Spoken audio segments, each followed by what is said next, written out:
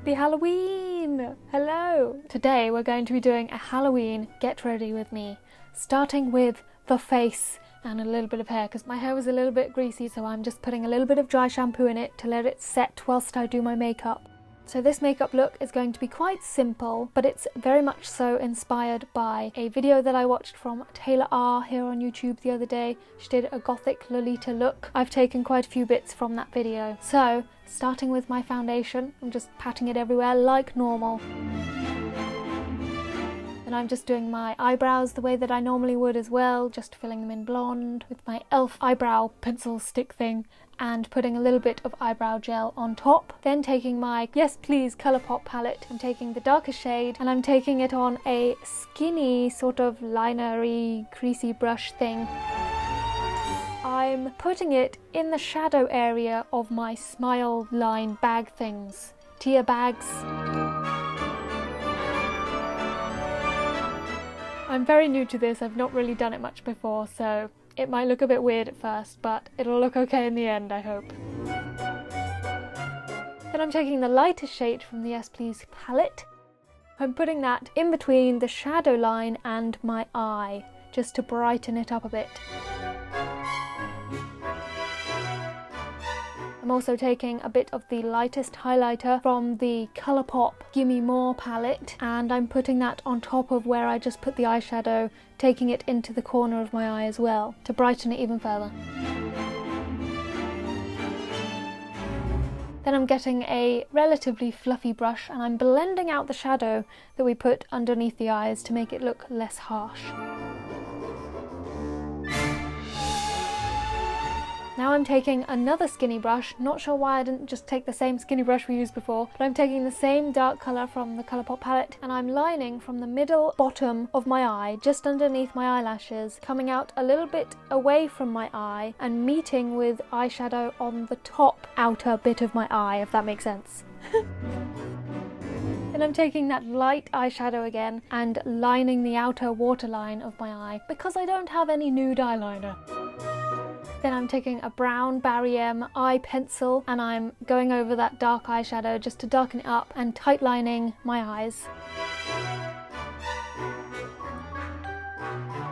Now I'm adding eyelashes and I'm putting the eyelashes a little bit further down than the end of my eye.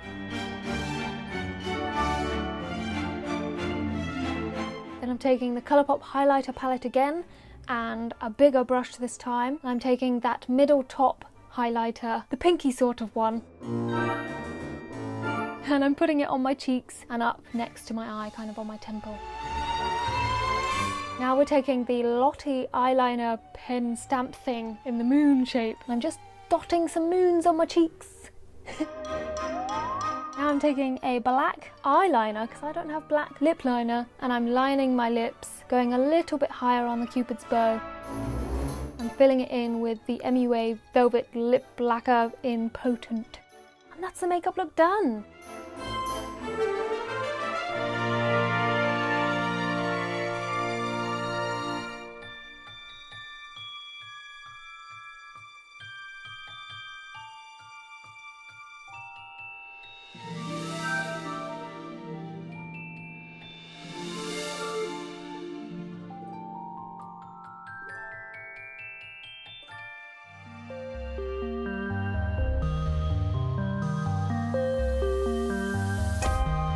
Okay, for the outfit of the day, I wanted to be really flowy and ethereal. Is that the right word? Ethereal? I don't know. Really flowy, floaty and spiritual and magical. So I've gone with this black milk invisibility cloak and some black milk tights and my sheer skirt, which I got from eBay.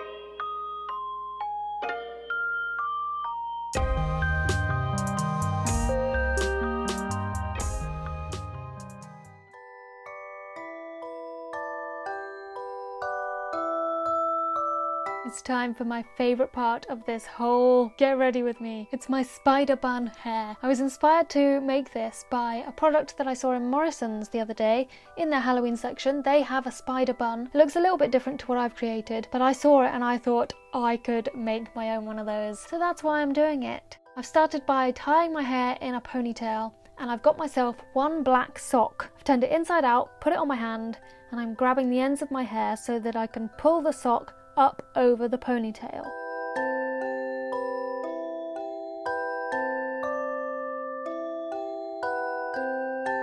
I'm now twisting that into a bun just around itself, and I'm going to secure that in place with a black scrunchie, but you could use any black hair tie, it doesn't have to be a scrunchie.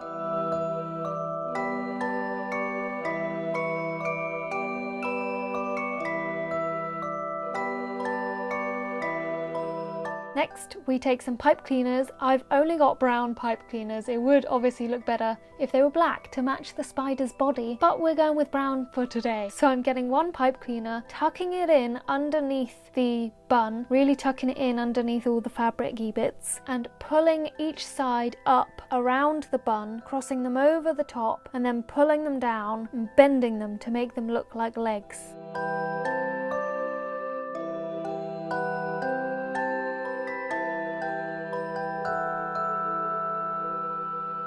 Just gonna check that everything's in place, check that the legs are in a good position. If not, adjust them. I wanted to bend mine down a little bit more to make room for the rest of the legs. And then just do exactly the same with the next one. Pull it up, make sure it's in the center of the pipe cleaner, pull it up around the bun, cross over the two ends at the top, tighten them around the bun, and then bend the legs into shape.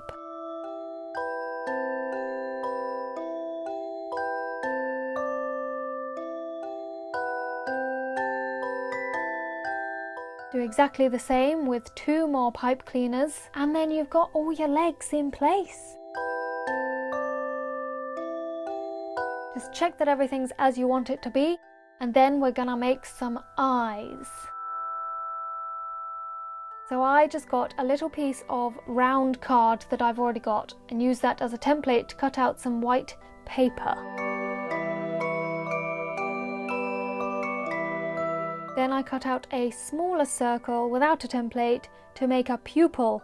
Now I didn't really think about this at the time, but you could just draw on a pupil onto your big main circle eye, but I made an extra one for some reason. Now I'm getting a needle because we need to make two holes about the width of a bobby pin so that we can push a bobby pin into the eye. I'm just poking the needle through and wiggling it around to make the hole a little bit bigger, big enough so that those ball ends of the bobby pin will fit through. And then I'm poking the bobby pin through those holes to construct the eye.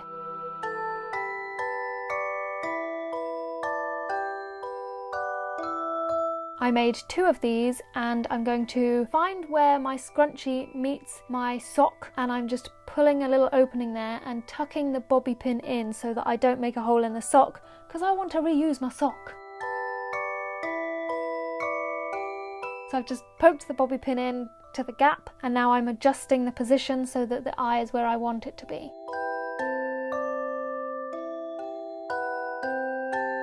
Then I'm going to do the same thing on the other side, just find where the scrunchie meets the sock, poke the bobby pin in and adjust the position.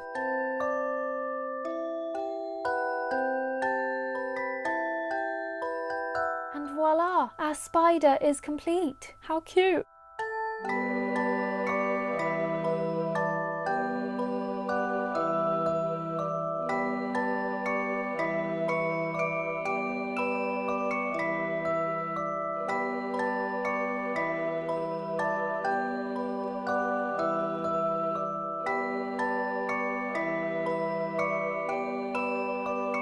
Didn't notice, but I left a major piece of hair out of the bun, so I just wrapped it around the bun and tucked it in.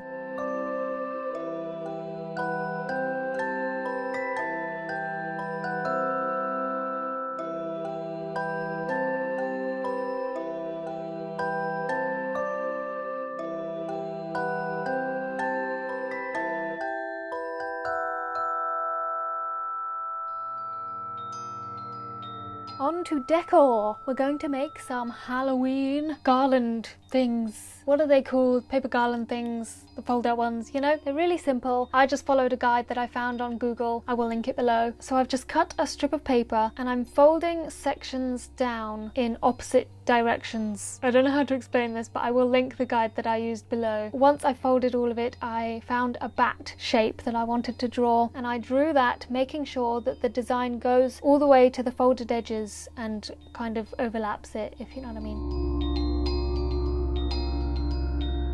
Then you cut out the design without cutting the folded edges, keeping those folded edges attached together.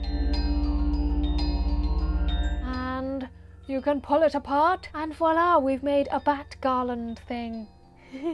Now you could colour it in black or use black paper or draw some details on it, but I just chose to leave it white this time. I've stuck it up on my mirror.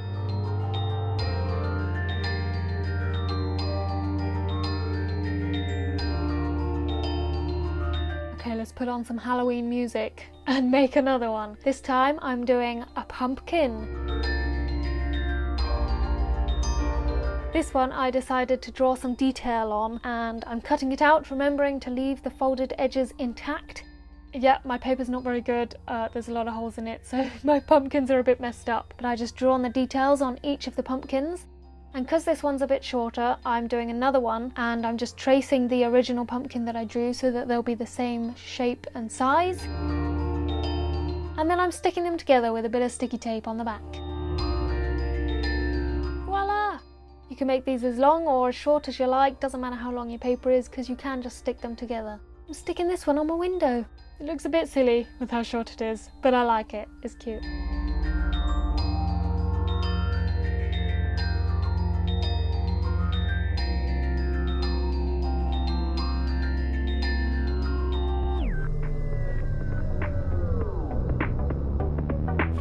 Okay, it's time for the final step in getting ready for Halloween. We've done our hair, our makeup, our clothes, some decorations, but there's one decoration that is vital to Halloween that we haven't done yet, and that is carving a pumpkin. I've got one here, it's very small. I've never carved a pumpkin before, so we're gonna see how this goes. I've only got 2 tools, a plastic orange knife and a plastic blue spoon. It's all I've got, and we're just gonna have to see how this goes.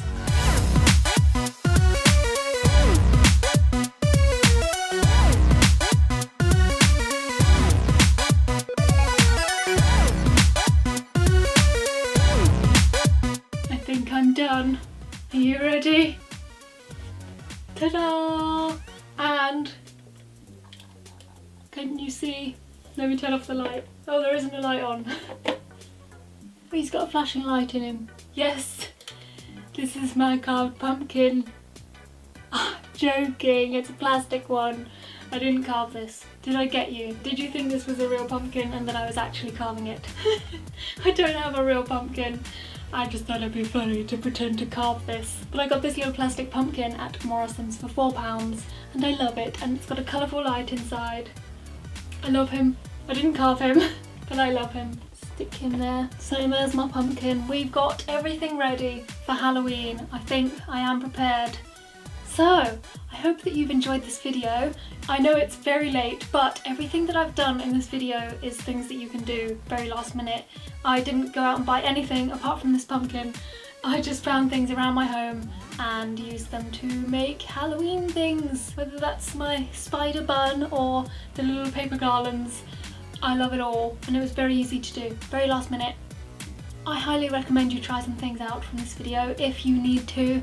So, I hope you have enjoyed the video. I hope to see you again in the next one. Happy Halloween! Bye! Creepy wave.